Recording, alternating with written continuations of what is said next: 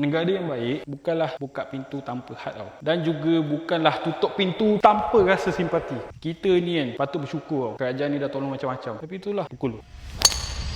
Ini for Bugi.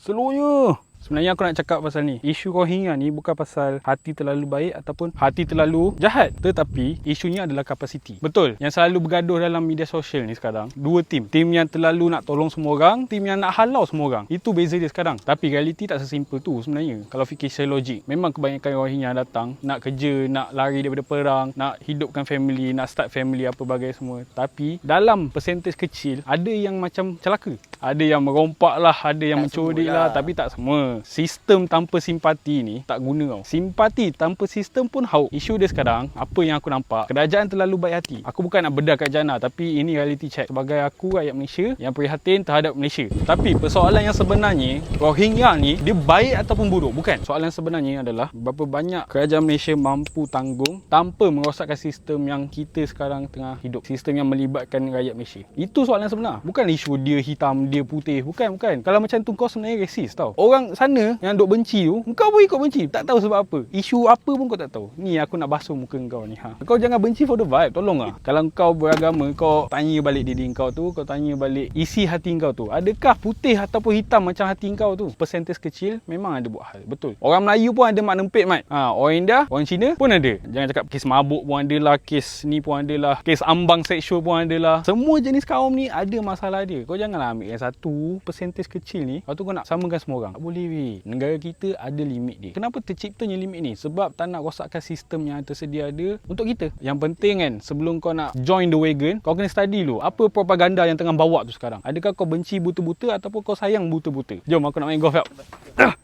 Negara yang baik bukanlah buka pintu tanpa had tau. Dan juga bukanlah tutup pintu tanpa rasa simpati. Kita ni kan patut bersyukur tau. Kerajaan ni dah tolong macam-macam. Tapi itulah pukul.